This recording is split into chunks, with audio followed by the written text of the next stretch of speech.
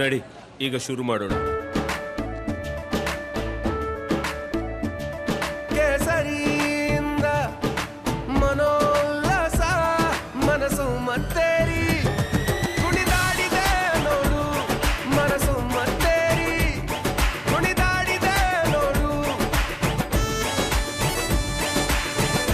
ಕ್ಷಣ ಕ್ಷಣವೂ ಆಚರಿಸಿ ಕೇಸರಿ ಹಬ್ಬ. ವಿಮಲ್ ಬಾಯಲ್ಲಿ ಹೇಳಿ ಕೇಸರಿ. ಮಾಧ್ಯಮಗಳ ಎದುರು ಮತ್ತೆ ನಟಿ ಹೇಮಾ ಕಿರಿಕ್ ತೆಗೆದಿದ್ದಾರೆ. ರೇವ್ ಪಾರ್ಟಿ ಕೇಸ್ನಲ್ಲಿ ನಟಿ ಹೇಮಾ ಅರೆಸ್ಟ್ ಆಗಿದ್ದಾರೆ. ಆನೇಕಲ್ ಕೋರ್ಟ್ಗೆ ಪೊಲೀಸರು ಹಾಜರುಪಡಿಸಿದ್ದಾರೆ. ನಾನೇನ್ ಕೊಲೆ ಮಾಡಿದ್ದೀನಾ ಅಂತ ಹೇಳಿ ಹೇಮಾ ಆವಾಜ್ ಹಾಕಿದ್ದಾರೆ.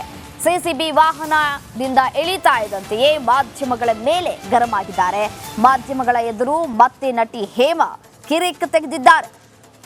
ಮಾಡಿರೋದು ಗನಂದಾರಿ ಕೆಲಸನ.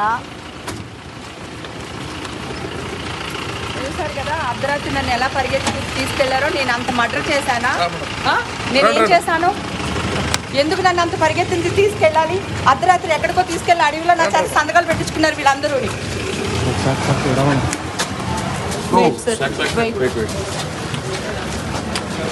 సో ఇప్పుడు దాకా మాట్లాడారు కదా, ఇక్కడ నుంచి మాట్లాడండి దయచేసి.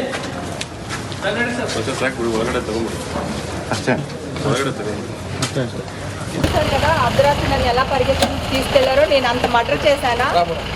నేనేం చేశాను? ఎందుకు నన్ను అంత పరిగెత్తి తీసుకెళ్ళాలి? అర్ధరాత్రి ఎక్కడికో తీసుకెళ్ళి అడవిలో నా చేత సంతకాలు పెట్టించుకున్నారు వీళ్ళందరూ.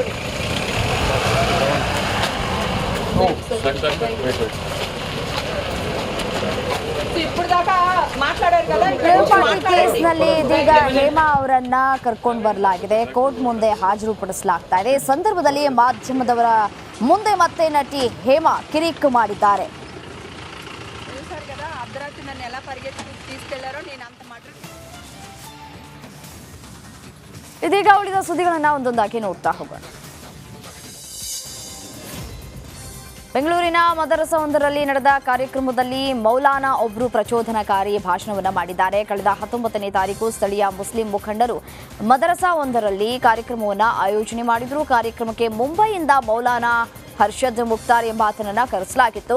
ಭಾಷಣದ ವೇಳೆ ಆತ ಕರ್ನಾಟಕದಲ್ಲಿ ಹಿಂದೂ ಮುಸ್ಲಿಂ ಒಂದಾಗಿ ಬಾಳ್ಬಾರ್ದು, ಹಂಗೇನಾದ್ರೂ ಬಾಳಿದ್ರೆ ಅವರ ಕೈ ಕತ್ತರಿಸಿ ಅಂತ ಪ್ರಚೋದನಕಾರಿ ಹೇಳಿಕೆಯನ್ನ ಕೊಟ್ಟಿದ್ದಾರೆ. ಈ ಸಂಬಂಧ ಕೊತ್ತನೂರು ಠಾಣೆಯಲ್ಲಿ ದೂರು ಕೂಡ ದಾಖಲಾಗಿದೆ. ಯದುವಂಶದ ವಿರುದ್ಧ ಅಭ್ಯರ್ಥಿ ಬೇಡ ಅಂತಿದ್ದೆ ಎಂದು ಎಂಎಲ್ಸಿ ಎಚ್ ವಿಶ್ವನಾಥ್ ಹೇಳಿಕೆ ಕೊಟ್ಟಿದ್ದಾರೆ. ಮೈಸೂರಿನಲ್ಲಿ ಮಾತನಾಡಿದ ಅವರು, ಸಿಎಂ ಮೈಸೂರಿನಲ್ಲಿ 12 ದಿನ ಮಲ್ಕೊಂಡಿದ್ರು.